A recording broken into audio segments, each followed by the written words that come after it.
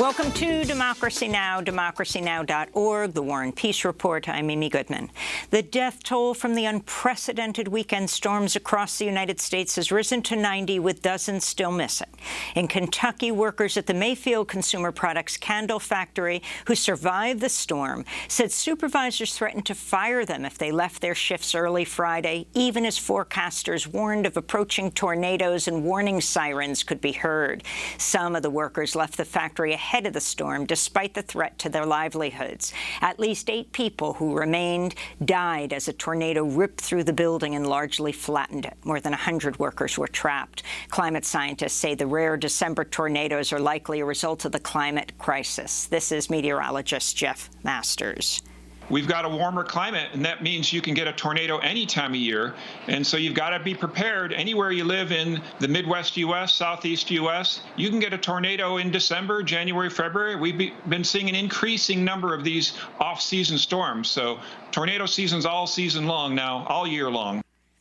Climate scientists are sounding the alarm over newly discovered weaknesses in the ice shelf holding back one of Antarctica's most dangerous glaciers. The Washington Post reports the shelf appears poised to shatter within the next 3 to 5 years. Once the shelf collapses, ice from the vast Thwaites Glacier will flow more easily into the ocean, raising global sea levels. A complete collapse of the glacier could result in several feet of sea level rise, inundating coastal communities home to hundreds of millions of people around the world. COVID-19 cases continue to surge in the United States, Europe, and South Africa, where the fast-spreading Omicron variant was first detected.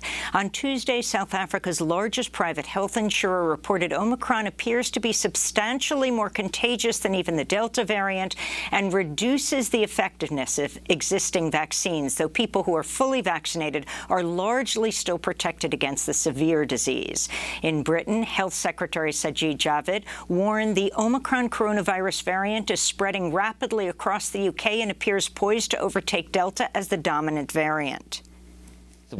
It's spreading at a phenomenal rate. The number of infections is doubling every 2 or 3 days. There's going to be a tidal wave of infection. The second thing that we've learned in the last week is that 2 doses of the vaccine are not enough to protect you, but 3 doses, a booster shot, will be hugely effective in protecting you against symptomatic infection. Prime Minister Boris Johnson on Monday announced the world's first known death linked to the Omicron variant. Last week, Johnson reversed his long-standing opposition to public health measures and ordered new restrictions, including mask mandates and proof of vaccination, while urging people to work from home. Here in the United States, the number of confirmed coronavirus infections since the start of the pandemic has topped 50 million. Nearly 800,000 people have died of COVID-19, according to Johns Hopkins University researchers, with nearly 1,300 deaths reported Monday alone. California's ordered a new statewide indoor mask mandate beginning Wednesday after recording a 47% jump in COVID-19 cases since Thanksgiving. Here in New York City, beginning today, children aged 5 to 11 will be required to have proof of vaccination to enter certain indoor places, such as restaurants.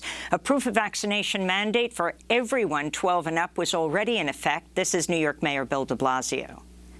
We want to protect everyone. We want to protect our youngest New Yorkers. We know Omicron has had a lot of impact on younger folks. We know that we need a whole family to be safe, and if the youngest kids are safe, that also helps protect our seniors. On Monday, the U.S. Supreme Court declined to block New York State's vaccine mandate for healthcare workers. Petitioners had tried to claim religious exemptions. Meanwhile, the Air Force says it's discharged 27 service members for refusing to get vaccinated against COVID-19, as required by the Pentagon.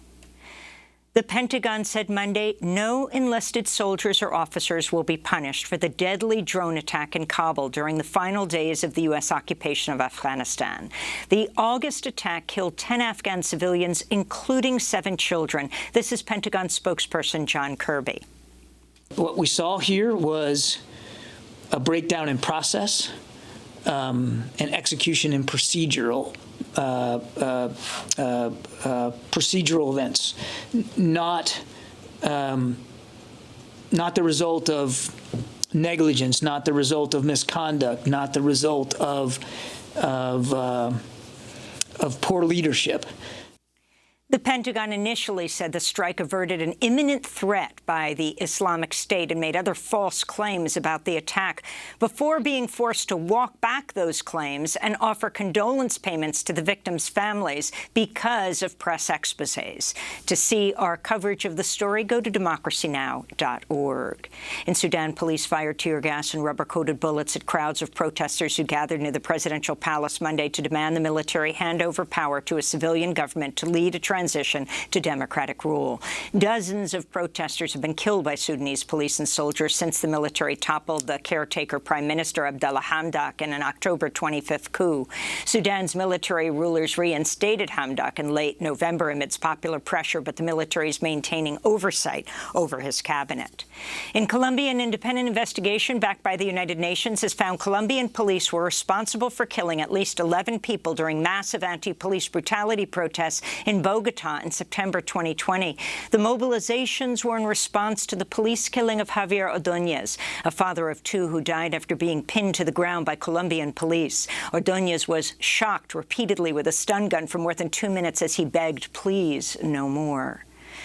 Denmark's former immigration minister has been sentenced to 60 days in prison after she was found guilty of illegally separating underage asylum-seeking couples. Inger Støjberg was accused of violating the European Convention on Human Rights. Judges overseeing her impeachment trial said Støjberg had intentionally neglected her ministerial duties when she ordered the separation of at least 23 asylum-seeking couples in 2016. She's known for promoting anti-immigrant rhetoric and policies in Denmark.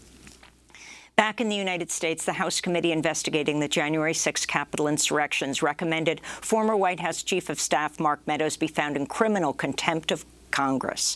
Meadows had agreed to cooperate with a subpoena from the committee, but reversed course last week just ahead of his scheduled deposition. On Monday, the committee revealed Meadows played a larger role than previously known in plans to overturn the results of the 2020 election, as well as a failed effort by White House insiders to push Trump to call off the Capitol riot. The committee's vice chair, Republican Congressmember Liz Cheney, read text messages sent by 3 Fox News hosts to Meadows as the insurrection played out on live TV on January 6th. Mark, the president needs to tell people in the Capitol to go home. This is hurting all of us. He is destroying his legacy, Laura Ingraham wrote. Please get him on TV. Destroying everything you have accomplished, Brian Kilmeade texted. Quote, can he make a statement? Ask people to leave the Capitol, Sean Hannity urged. As the violence continued, one of the president's sons texted Mr. Meadows, quote, he's got to condemn this ASAP. Although the Fox News hosts were pushing Trump to call off the insurrection, when they were on the air, they said they believed the protesters were Antifa. Survivors of the disgraced former USA gymnastics doctor and serial sexual abuser Larry Nassar have reached a $380 million settlement with USA Gymnastics, the U.S. Olympic and Paralympic Committee, and their insurers. The settlement comes after a 5-year legal battle and will cover claims brought by hundreds of women who were sexually abused by Nassar, including Olympic gold medalists Simone Biles, Ali Raceman, and Michaela Maroney. Rachel Denhollander, the first woman to publicly accuse Dr. Nassar, said on Twitter their settlement also includes survivors abused by coaches and other officials in the sport. Denhollander tweeted, quote, some survivors are Olympians and elite gymnasts and wielded their platform powerfully. Most of the over 500 represented here are not, but showed up over and over again. We did this together. Don't forget their voices, what they gave, and what it took, she said. In 2018, Dr. Nassar was sentenced to up to 175 years in prison for sexually assaulting and abusing more than 160 women and girl athletes. WikiLeaks founder Julian Assange suffered a mini-stroke in a British prison in late October as he fought to avoid extradition to the United States to face espionage charges. That's according to Assange's fiancée, Stella Morris, who said the stroke left Assange with a drooping right eyelid, memory problems, and signs of neurological damage. Morris believes the stress from captivity paired with endless legal challenges has taken a deep toll on Assange's mental and physical well-being. On Friday, a British court ruled in favor of the Biden administration administration's appeal to extradite Assange to face charges in the United States. The ruling has been condemned by journalists around the world as a major blow to press freedom. In Minnesota, the manslaughter trial of former Brooklyn Center police officer Kim Potter continued Monday with a medical examiner testifying the wound Dante Wright received from Potter's handgun was not survivable. Potter has said she mistakenly shot Wright with her Glock 9mm pistol, believing it was her taser. Minnesota State investigator Sam McGinnis testified Potter failed to test her taser as required on the day she fatally shot Wright. He also laid out the differences between a Glock pistol and a taser. The taser is yellow, the firearm is black. The taser has a stocky body to it compared to the Glock handgun. The grip of the taser is shorter and wider than the Glock. Meanwhile, former Minneapolis police officer Derek Chauvin signaled Monday he's preparing to change his not guilty plea to guilty in a federal case charging he willfully violated George Floyd's civil rights. Chauvin was convicted of Floyd's murder and sentenced to 22.5 years in prison. And today is the 9th anniversary of the Sandy Hook school shooting in Newtown, Connecticut. The 2012 massacre claimed the lives of 20 school children and 6 educators. Since Sandy Hook, there have been 350 U.S. school shootings, including 28 this year. But there still has been no major change in federal gun safety policy in the United States. And those are some of the headlines. This is Democracy Now!, democracynow.org, The War and Peace Report. I'm Amy Goodman in New York, joined by Democracy Now! Co-host Juan Gonzalez in New Brunswick, New Jersey. Hi, Juan. Hi, Amy, and welcome to all of our listeners and viewers across the country and around the world.